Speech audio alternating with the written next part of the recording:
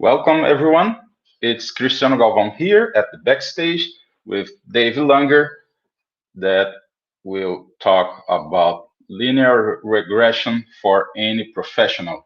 Regressão linear dentro do Excel. Enjoy, everyone.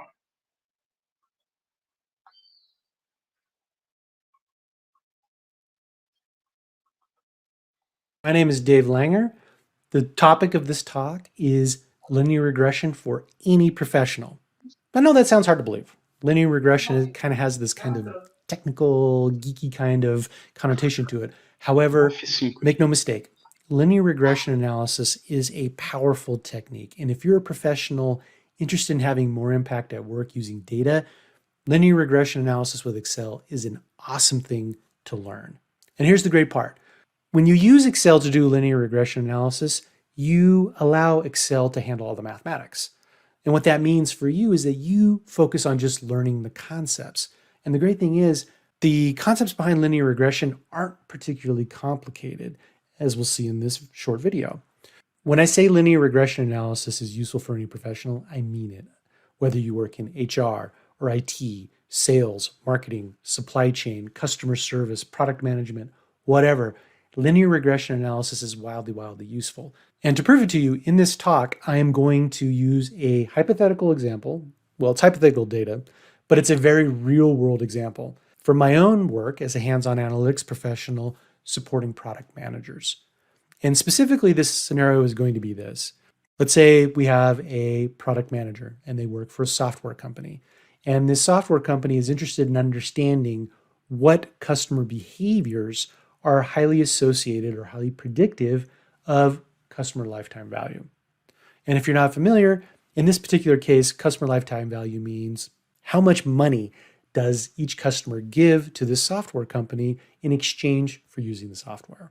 So obviously understanding what behaviors, what features, what aspects of the product are highly associated, highly predictive of customer lifetime value is a good thing to know, because that allows you to guide your product marketing efforts. It allows you to guide your product feature development efforts, all kinds of things. Maybe you're not in product management. Maybe you don't know anything about software. That's okay.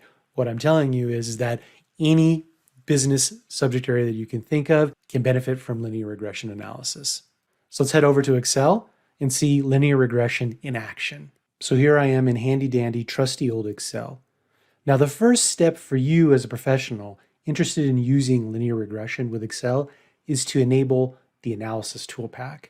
And if you're not familiar, this is a add-in to Excel that comes out of the box with Excel, but it's not enabled by default, and it provides you with all kinds of powerful data analysis functionality. So let's go ahead and activate it. So here's how you do it. You go up to File, up here in the ribbon in the top left corner, click on it, and what you're going to want to do is scroll all the way down to Options and click that. And this will bring up the Excel options dialog. And we want to go to add-ins. So click on that. And we want to manage our Excel add-ins here. So we just click the Go button. And that brings up a list of default add-ins that are available. And you can see here we have the Analysis ToolPak and a couple of others, including the Solver. But all we are interested in this particular scenario is the Analysis ToolPak. So I just check that and click OK. Now, what's going to happen is that I'm going to get an addition in the data section of the ribbon. So let me show you what I mean by that. So if I click on data, you'll see way over here on the right, I now have an analysis section of the data ribbon. And I've got the data analysis tools, which opens up the analysis ToolPak. And this is awesome. Like I said, there'll be a lot of different types of functionality that you can use, way more than I can talk about in this short talk. So let's talk about our scenario once again. So this comes from the realm of product management. And while this is hypothetical data here, this is totally made up data, it is a real world scenario based on my own experience as a hands-on analytics professional providing support to product managers. And the scenario basically goes like this. In this day and age, it's very common for product managers to worry about customer lifetime value. In particular, the features, the aspects of the product that they develop, how does that translate into customer lifetime value, or CLV? Because if you build a product, the idea is to generate recurring revenue to the company through product sales, whether that's a physical product or a software subscription, whatever it might be. And CLV, or customer lifetime value, is an excellent way to understand what those product development efforts, those product management efforts are doing in terms of generating real business value. So you can see here I've got a simple table of data. Column A is our CLV, or our customer lifetime value. And imagine it's in US dollars, just to make things easy. And we see the rest of the data, so columns B through F here, are in fact features. They are columns of data that represent customer behaviors that are associated with customer lifetime value. So for example, let's just take this line right here. So this represents a single customer who has a lifetime value of $906.25. They've had 22 sessions. And let's assume, for the sake of argument in this hypothetical example, this product manager works for a software company and they sell a web-based software product under a subscription model. And this particular customer had 22 sessions, 22 individual usages of this web-based software. They've made no customer service calls. They never used feature 1. They never used feature 2. And this last column here, which is a particularly interesting column, is this idea of, hey, is there some sort of interaction effect here? If a customer uses feature 1 and also calls customer service, what does that mean, if anything, in terms of the customer lifetime value?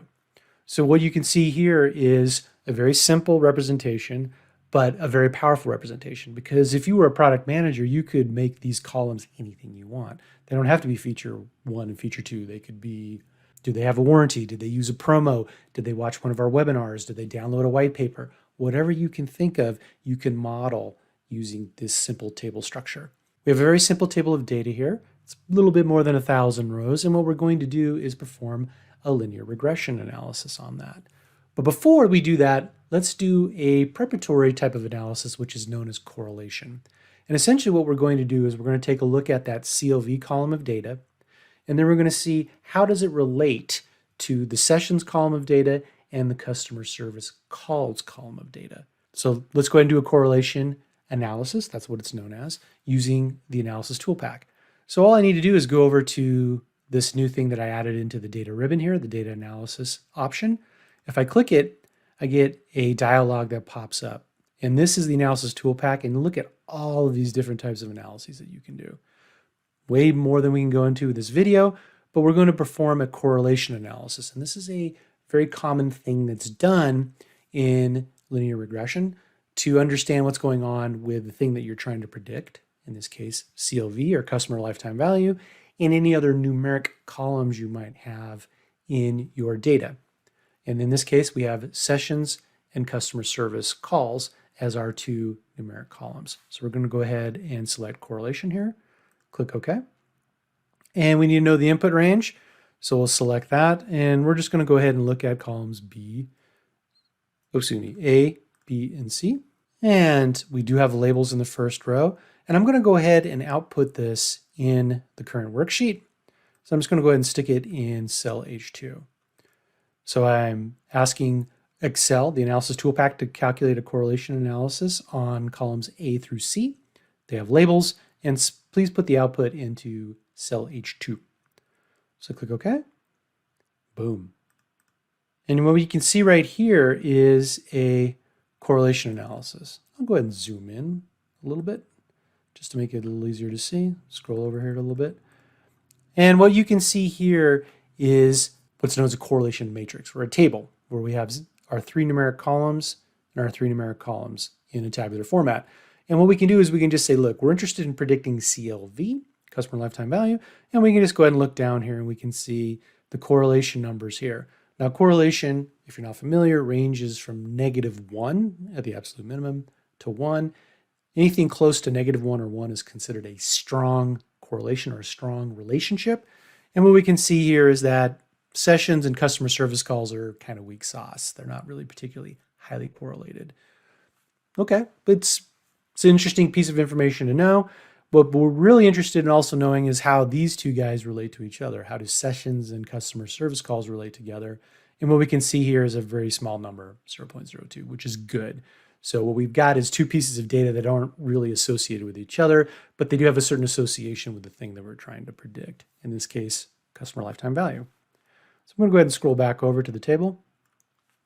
So we've conducted that correlation analysis. And I should note that the reason why we didn't perform a correlation analysis on columns D and E is because they are essentially true-false indicators.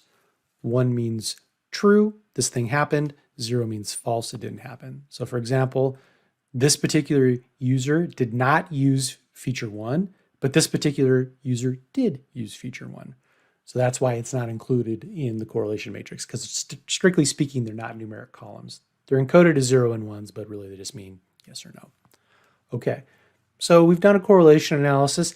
Now it's time to perform a linear regression analysis. And once again, the analysis ToolPak makes this very easy. It handles all the math for you. So you as the professional just need to concentrate on the concepts. And I'm going to warn you, the output will look a little complicated from the analysis ToolPak once we perform the linear regression analysis, but it's actually relatively simple to understand the concepts that is embedded in all of that output. And let me show you what I mean by that. So once again, we're going to go ahead and go up to the analysis ToolPak here, and we're going to go ahead and go down to regression. We're going to select regression here and click OK. And that brings up a dialog. This particular part of the dialog, the Y input range, that is the data that you're trying to predict. And we know we're trying to predict customer lifetime value. So I will go ahead and click that and tell the analysis ToolPak that it's all of this data that I want to try and predict. And I'll just go ahead and scroll back up to the top here. And now the X range, the X's are the pieces of data that I used to try and predict the Y. So CLV is the thing I'm trying to predict, and all the rest of the columns I'm going to use to understand what kind of data is predictive of customer lifetime value. Is it using features? Is it customer service calls? Is it sessions? Whatever it might be. So I'm going to go ahead and select these columns of data here. Nice. And I have labels because I'm using a table of data. And I'm going to go ahead and put the output range. I want the output here in my same worksheet.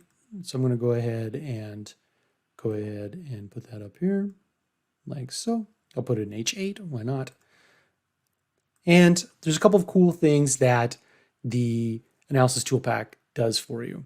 It can, of course, as I said earlier, it can pay attention to labels, so you can use tables of data, and it will also produce a collection of plots. These plots, there's 4 of them here. Well, actually, technically 5 if you count this one as well. There's way too many to talk about in this video, but what we really care about for the purpose of this video is selecting the residual plots, and I'll tell you why in a bit. So I've got everything set up, and I just click OK. And Excel chugs for a little bit here. You can see the little spinning circle. And then I get this regression output. Let me scroll over so that you can see it. And I'm just going to go ahead and wind these columns just to make sure that we can see everything. So like I said, there's a lot of output here. And it could be a bit daunting to begin with. So we can take a look at all of this goodness. Now, at the very top, what we're really interested in right now is this thing called adjusted R squared.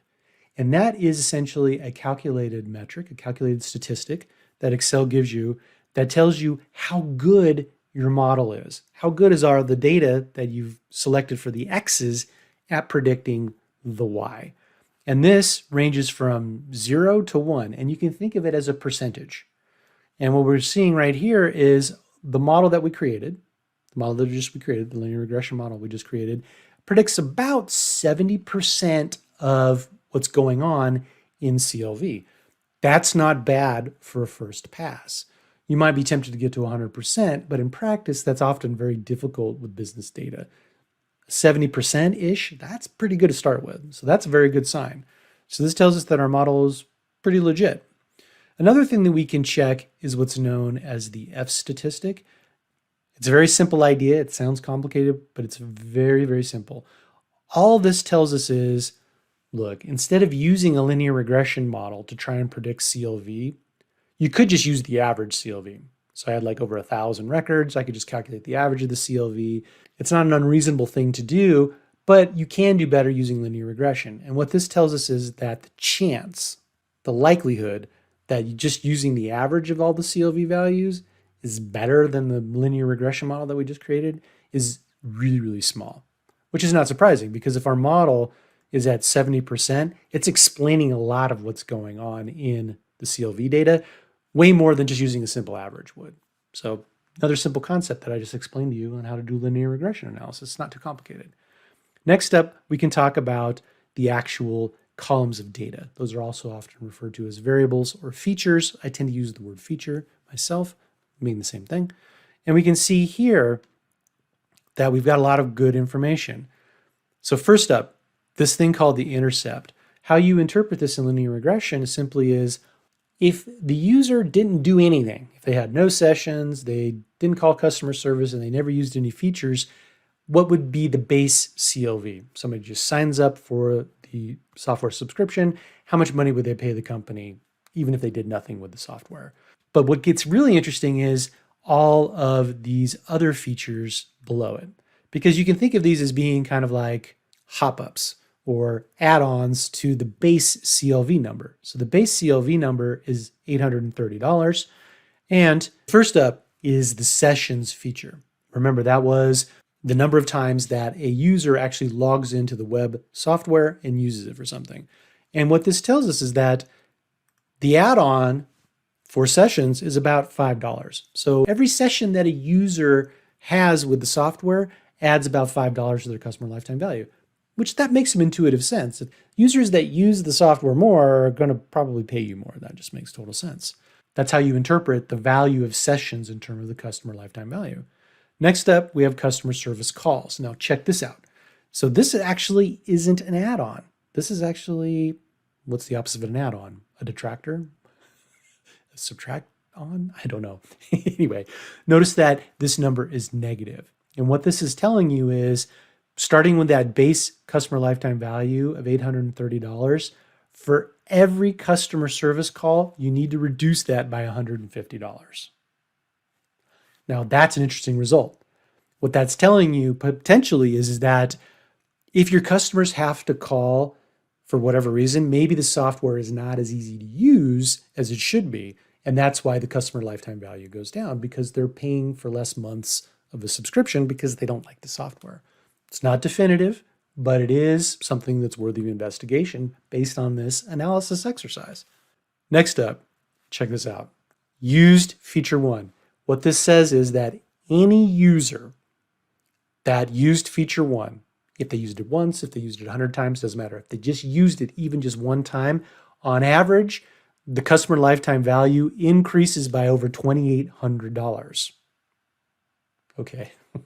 If you're in product management, this is the kind of information that you want to know, because it means feature one's extremely important. Because look at feature number two. Feature number two only adds $540, less than a fifth of the value to the customer lifetime value.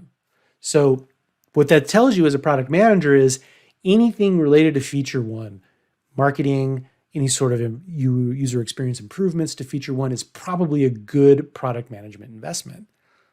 Also, you might think as a product manager, are there any features, any capabilities that are related, that are in this similar vein to feature one? Because maybe we should prioritize those going forward in our product plans, because it adds so much money to the customer lifetime value. Based on this data, what it's telling you is users that use feature one are happy with the software, and they're going to make you more money as a company over time. And lastly, we have this interaction term, which is this idea of somebody uses feature one and then they also call customer service. So what is that worth? Now, check this out. Now, notice how interesting this is.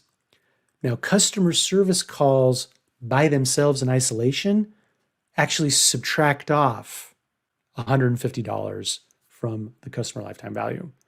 But if the calls are actually about feature one, for every interaction with customer service about feature one, you're adding $900 to the customer lifetime value. How incredibly awesome is that? That is so awesome. What that tells us is that feature one is super important. It's so important that when customers call about feature one, it actually increases their lifetime value. They pay the company for the software longer. Hopefully you're getting the idea here that linear regression analysis can be extremely, extremely powerful. Now, Excel not only does all this for you, it also provides you with a very powerful way to check to see if your model is actually legitimate. So everything I just said, you would hope that that's legitimate. If we're going to plan our product based on this analysis, you want the results to be valid. You want them to be legitimate. So Excel helps you determine that.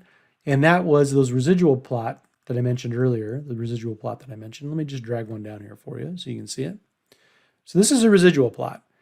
And these are one of the primary mechanisms that you have at your disposal for checking to make sure that your linear regression model is legitimate, that the results, the interpretation of it is valid.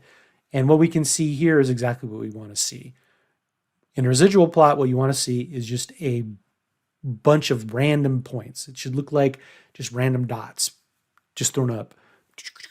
Or sometimes you'll see like a cloud, a round cloud. This is kind of an oblong cloud, I guess. But what this is showing you is that, yeah, this model is legit. And you can hang your hat on these analyses. Now, granted, I'm glossing over a few details, but generally speaking, you get the idea. There you have it, a hypothetical but real-world inspired example of how linear regression analysis with Excel is useful for any kind of professional. And once again, as I demonstrated, quickly, granted, when you learn linear regression analysis with Excel, you get to focus on the concepts and you let Excel handle the math. And generally speaking, you'd be pleasantly surprised at how easy it is for any professional, whether you have an extensive math background or not, to learn how to apply linear regression analysis successfully to their business data. Okay, that's it for this talk. I hope you enjoyed it. I hope you found it useful. I hope you got excited about the possibilities of using Excel in new ways. And until next time, please stay healthy, and I wish you very happy data sleuthing.